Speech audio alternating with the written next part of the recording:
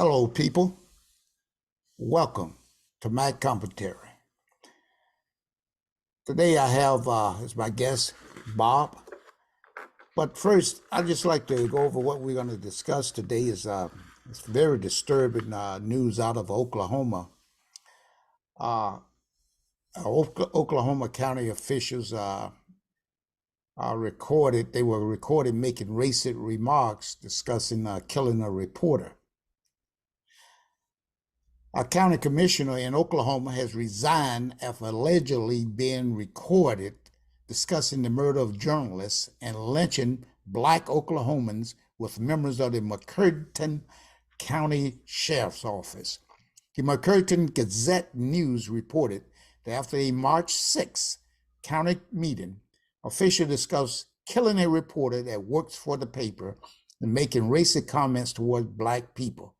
The conversation is allegedly captured on an audio recording and was released to the public. We will now listen to that recording, and Bob and I will come back and discuss this event. Calls for the resignation of county officials in southeastern Oklahoma continue today after they were secretly recorded making racist remarks, including comments about killing reporters and lynching Black residents. One county commissioner has already stepped down. Stephanie Sy has the story. Jeff, the recording was obtained by a local newspaper, the McCurtain Gazette News. A reporter who has spent months investigating corruption at the sheriff's office left an audio recorder in the room after a county commissioner's meeting ended, suspecting the sheriff, the commissioner, and others would continue to conduct business. Instead, he apparently captured a recording of top county officials allegedly discussing wanting to kill a McCurtain Gazette reporter, while waxing nostalgic about the days when a sheriff could take a, quote, Black guy, throw him in a cell, and beat him. We're going to play a snippet of the recording where the suggestions of murder continue in, we should warn you, graphic detail. I know, we're taking that on Mud Creek and hang them up with the damn rope. But you can't do that. They got more rights than we got. I know where two big deep holes are here. I got an excavator. These are already pretty dug. You know, but the thing of it is, We actually covered the room. I've known 2 or 3 hitmen that are very quiet guys. Bob recording there, man, and that is very disturbing that in 2023 you got people talking like this. And if you did some type of calculations on one of those guys, I believe his age was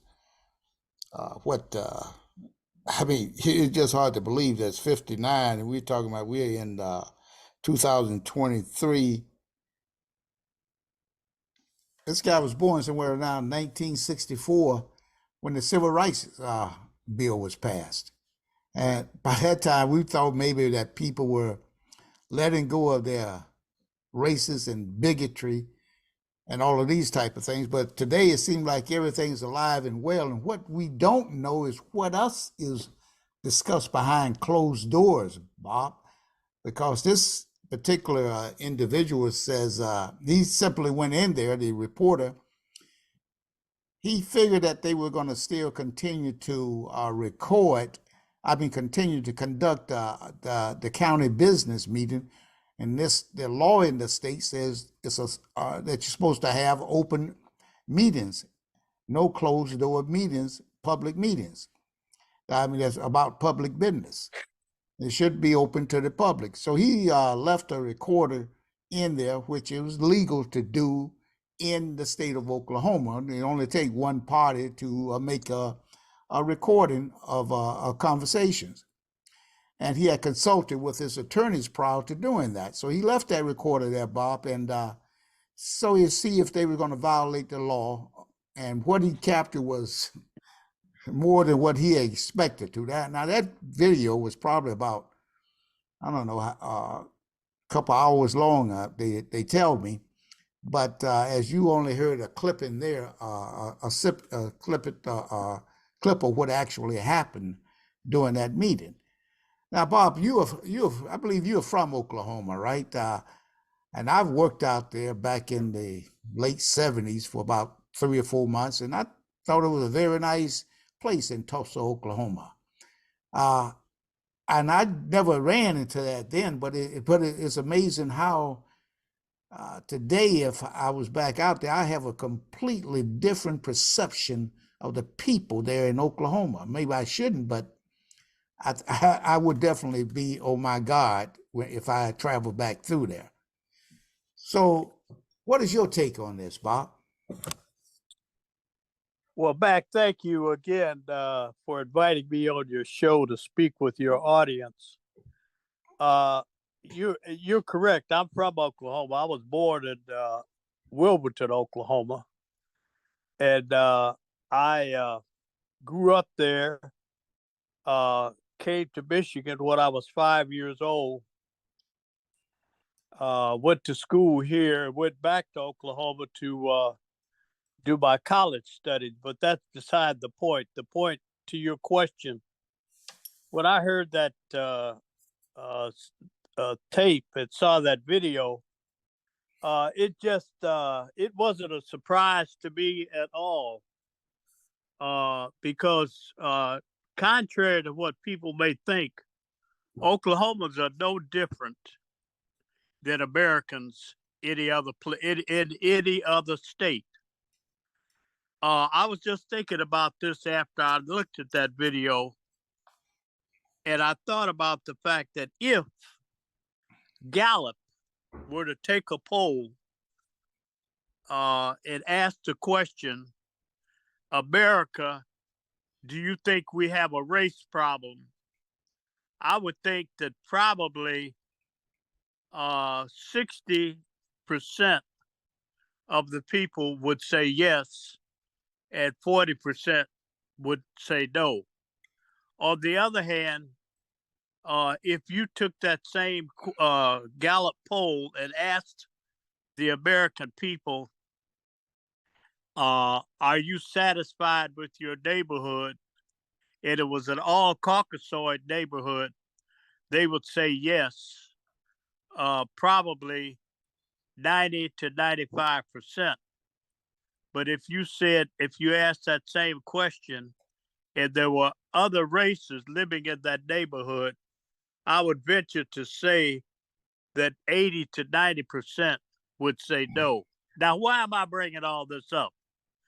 I'm bringing this up to suggest that what we saw on that tape and the conversations, that those were elected officials. Those are leaders of that town in that county in Oklahoma. Those are the appointed or elected leaders.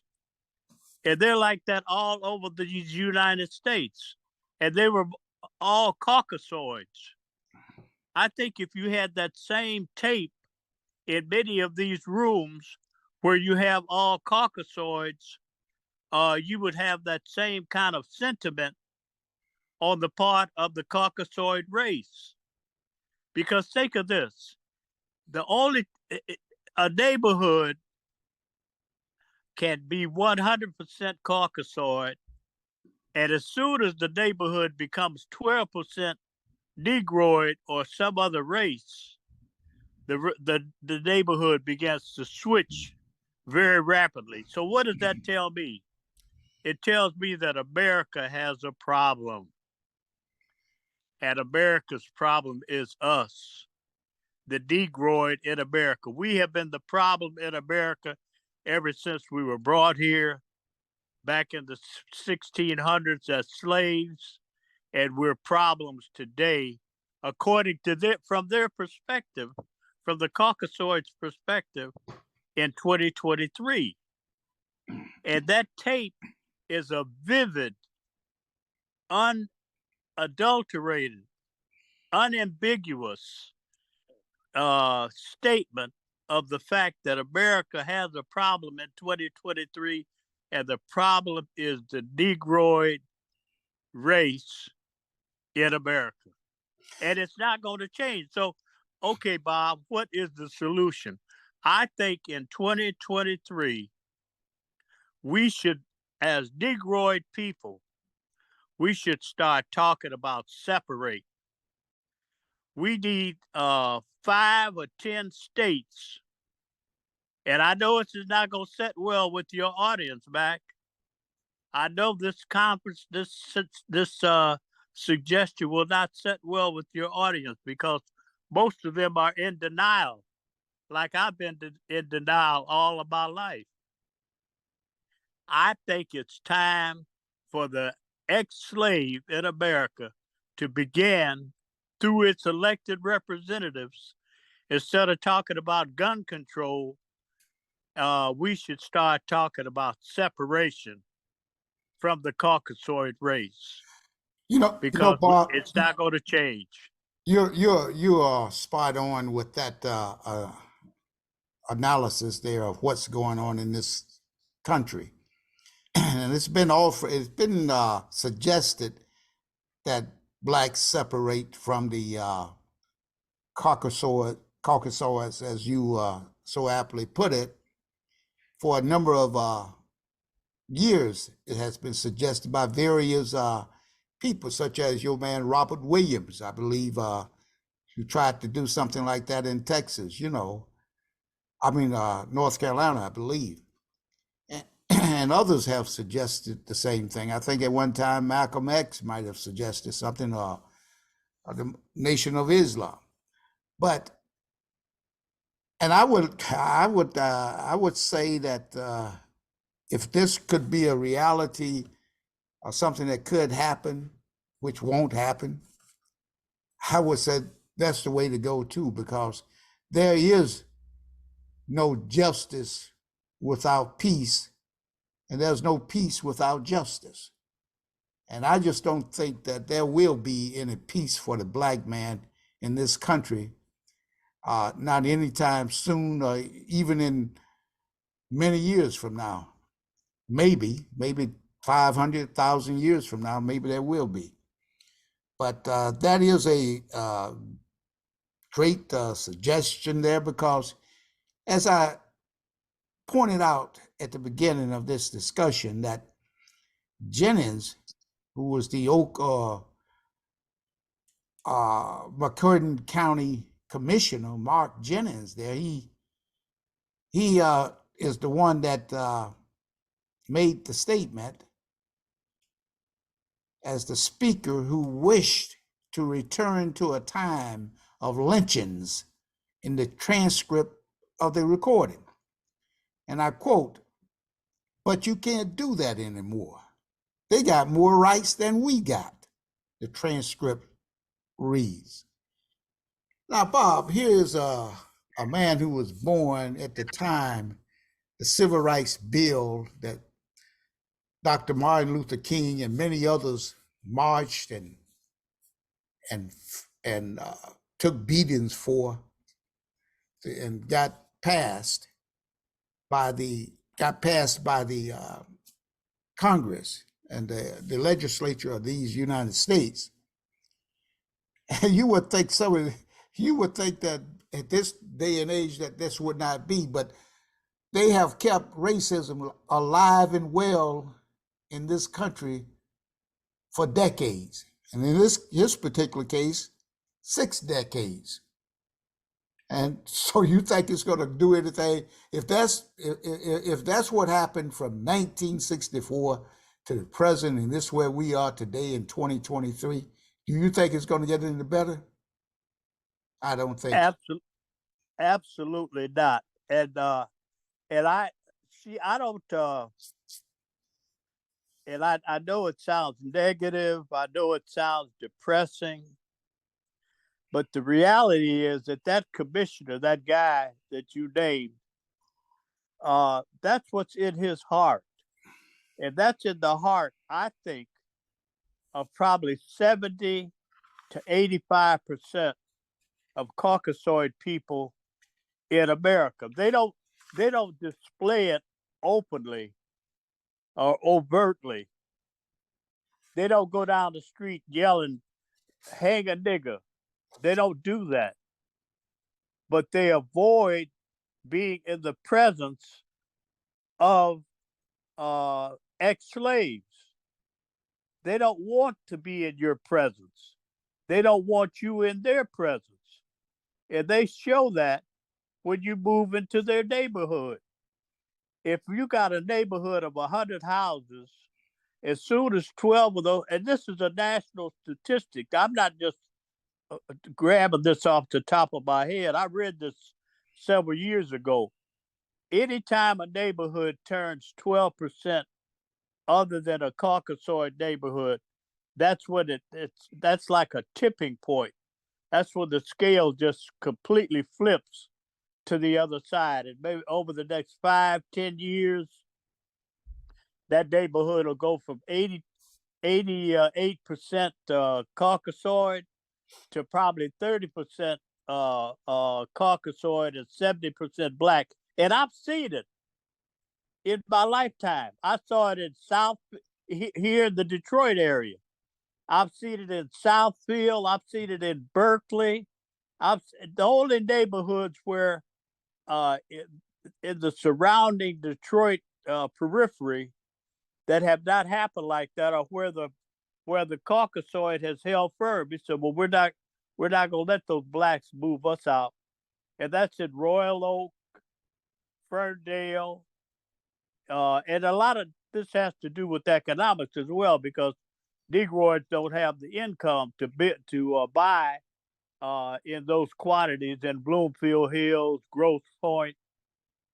But if you look at the neighborhoods, so-called middle class Caucasoid neighborhoods, Southfield, Oak Park, Wyandotte, Taylor, Westland, Livonia, Redford, any of these neighborhoods that were mainly Caucasoid when I was a little boy, when we moved here from Oklahoma, when I was 5 years old, they are now mainly black neighborhoods or so-called Negroid neighborhoods. So that doesn't surprise me. And to hear it from I'm grateful to that journalist who left that tape recorder in there, because all it does, it just shows what's in a lot of Caucasoids' hearts. And it's like you say, you're absolutely right. It may be 1,000 years, but this is not going to change. Well, and then maybe we have to go back to your suggestion earlier that that blacks just have to, and it's been suggested that blacks should take all the states from Louisiana across to Georgia, and all of those states right there should become a black republic in America. That's what has been suggested. Or even maybe half of those states, from the bottom half, all black, all across. And that could be the Republic of the New Africa in America. Or whatever name they want to choose. Yes. And then, because Bob, that was, I saw where Kamala Harris, and I'm not a big fan of Kamala Harris. I'll be frank with you on that. But she made the statement that we have to do something about the redlining. And it was maybe it was a congresswoman there that was no, not a but a appointee of Biden's, who made this statement as well during some hearing or during a discussion or whatever about the redlining and what the appraisers do when they go into a community, and the prices of the white homeowners are much higher when they appraise that home than the ones for the blacks. And she gave an example of this, is that she says she lives in an all-black neighborhood that's only 2 blocks away from an all-white neighborhood. But yet, her house is more square footage, much nicer than a house that's 2 blocks away, and it's smaller than her house now. But yet it's appraised $25,000 more. You know, Bob, I could, you talking about in Michigan in Southfield there. I saw the same thing happening in Southfield where I knew this for a fact. I knew a guy out there. He lived in a bungalow. That's like a two bedroom on the first level. And maybe he had the upstairs turned into another living area rather than being just being an attic. And his house, this was back in the maybe 10 years ago, maybe a little longer than, yeah, about 10 years ago, less than 10 years. His house was appraised at $250,000, where you have a house over in Southfield that had much more, was brick and maybe 1,500 square feet versus his 1,000 square feet or whatever. And that house was $250,000. The one in Southfield was like 125,000. And this, so that's that, and they try to say that that's not any type of bias there. That's what the appraisers see. But how can they appraise? How can they appraise one house at like that? Just disparity right there, you know. And I heard your man Tucker Carlson talking about this here, and he's claiming that they should be hired more black appraisers. Well, that's the same thing he said about police officers, right?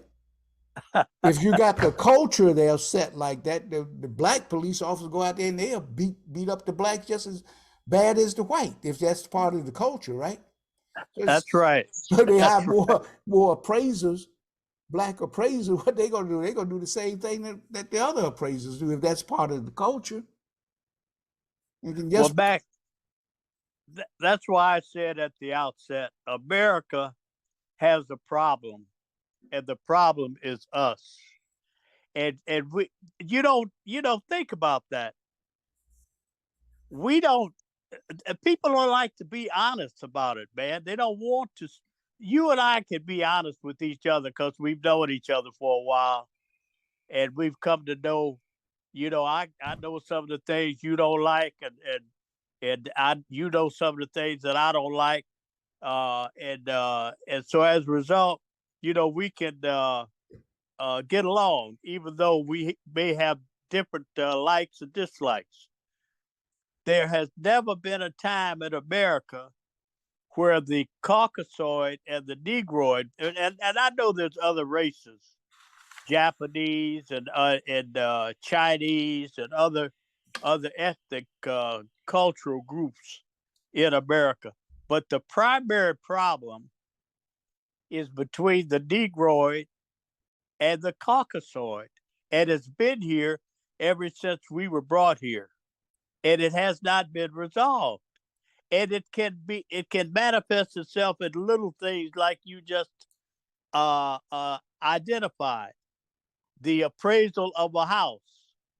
Well, somebody might say, well, what's that got to do with anything? Well, it's got to do with a lot, because America is based upon the almighty greenback, the dollar bill. And if I only get 50 cents for working, when you get $1, that puts you 100% ahead of me. And if you sell your house for 125,000, and I can sell mine for 250,000, that puts me 100% ahead of you. oh yeah, that's for sure, Pop, and that's the way things has been set up in this country, and they want to talk about that is everything is equal. But I mean, Right, they've been talking that stuff ever since I was kids, separate but equal. But I never right. saw anything equal in this with that. I mean, true enough, if you go out there and you're one of the blessed ones who go out there and you do well and you make a gazillion dollars or whatever, $1 million or 2 million or a billionaire or whatever. I mean, that's you blessed. I mean, you are one of those rare ones. I mean, but you can't but all blacks can't go out there to do it, and some even have talents to go out there, and there's other ones who don't have that talent to go out there, and others who are just stopped immediately because they can't compete. I remember I remember once while building a house on some land I own, I didn't have a problem getting that first loan to build that house. But then after I completed it and got it and sold it and wanted to build another one, I couldn't even get a loan, Bob. Now you tell me the other loan was paid off. No construction loan, nothing was, no payments were missed, and they don't call that racism. One guy told, "Oh, we only gonna loan money over here in this county. Oh, we gonna only loan money. Oh, when you move down here, you come and let me know," because they saw that I was already moved down there, but they wanted to try to box me in because they didn't want to see me being a developer in that community. You follow? Oh, And that, sure. and if people don't see that as racism, and I don't know what you would call racism, and that's why I say that blacks must have their own banks, and even when they have their own banks, just like you guys had First Independence there in Michigan, Detroit area.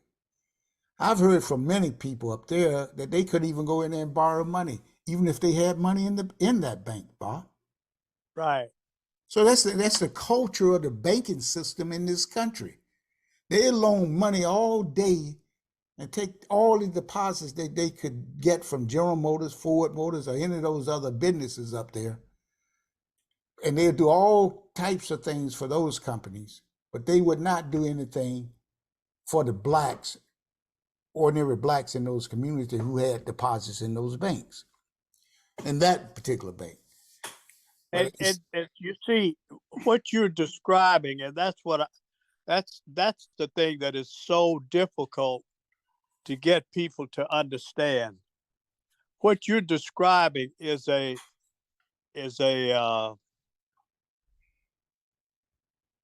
ownership and a direction of a whole planet. That's what I mean when I say you got 5 to 10% of the population of the world who are non-colored people ruling the other 95, 90 to 100% of the planet, and it's through those kinds of movements throughout the world that this ownership and control is maintained. I mean, and it's maintained through people, the elites, as you call them, of the colored. Uh, uh, America had a black president. What did that do for the Negroid people? It was all symbolism. Granted, he and his family did and are still doing quite well, and that's great. But they're the 1%ers. You got a lot of blacks out here now that are making, like you say, $1 million a year. 99% of us are not doing that, and I'm not criticizing them for being able to do that. I applaud them. Good for them. But what has it done for the race? And I'm not sure that if we started a movement today to separate, and let's be for the betterment of the race, the black race, the Negroid race in America, that you would even get 5 to 10% of us to agree to that. Oh no, Bob, we can't separate. What you talk about? You done lost your mind?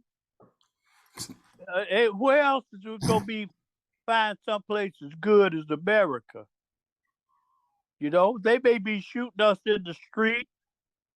The police, uh, like uh, like you see, some of the black police, they starting to beat us up and kick us around. But that's okay. We getting better. No, we shouldn't separate. So Mac, I don't know what the solution is. That's just my take on the matter. And I'm just grateful again for that reporter, that journalist that left that tape recorder in there because that shows me the fact that I may not be wrong in my assessment of this problem. And the problem is us, so called African Americans, so called Negroes, so called colored people, here in America. We're the problem. And the Caucasoid sees us as the problem and is going to maintain the fact that we are the problem by keeping us in restricted areas, in corrals, like you keep cattle and horses and other farm animals. Well, Bob, it was amazing that during that conversation and that recording, when the talk turned to who might run for sheriff against this current sheriff at that time, I guess he still may be Clardy, that's Clardy. Jennings appeared to recall how a former sheriff, quote, would take a damn black guy and whoop their ass and throw them in the cell, unquote. Yeah, Claudia appears to have replied. It's not like that no more. I know, Jennings said. Take them down to Mud Creek and hang them up with a damn rope. But you can't do that anymore. They got more rights than we've got. I mean, those words, and you heard them in that recorded, Bob. Those words right there, man, are fighting words, but I don't, I'm just saying they still think that way. And I don't think today, I think a black man rather die than take a whipping like that again. You know what I mean? At least, at least I would. I can't speak for anybody else, But it's time for all of that stuff to stop. It's time for us to move on. We should think about whether it's helping our brothers in Africa, building up a nation over there where you could get, as you so aptly put it, nuclear weapons for that country, for that continent. Get them to form a United States of Africa, build their military up and stop the fighting amongst each other. And that fighting there and that we talked about the other day in Sudan over there. All of that stuff is being agitated by others, outsiders. But we're not going to just get into that discussion. We'll save that for another day, Bob. But I just want to say we've got to pray for the people, the racists in this country, and pray that God turn their souls around, turn them into doing the right thing. But we've been doing that for over 200 years, haven't we, Bob? Yes, but I don't think we should give up hope. I think that I think people's hearts can be corrected because, as I say, I think that today probably 70 to 80% of the Caucasoids feel like that Sheriff Jennings and those people that were caught on that tape recording. But so that means that you got 20 to 30% whose hearts have perhaps been changed by a God of their understanding, and that's because people haven't given up hope. I mean, they're not lynching us as much as they used to, although they're shooting us. Like that brother that they shot 46 times. And I was thinking, when I saw that, why, why do you have to shoot that's like a human target. But that's another, like you say, that's another topic. But no, I think we should, like you say, don't lose hope, and keep in close contact with our God of our understanding, and pray for those souls whose hearts are so filled with hate that they still want to go out and beat a nigger's ass or hang him from a tree like they think. Yeah, well, Bob, I want to thank you again. I want to thank our listeners, and I would like to hear their comments regarding what is going on in these United States. What do you have to say about this topic today? We like to listen to you. We like to hear from you. And we want to ask you to subscribe, like, and share this channel with your compatriots, your family, your friends. Bob, thanks again for your comments. They've been very inspiring as always.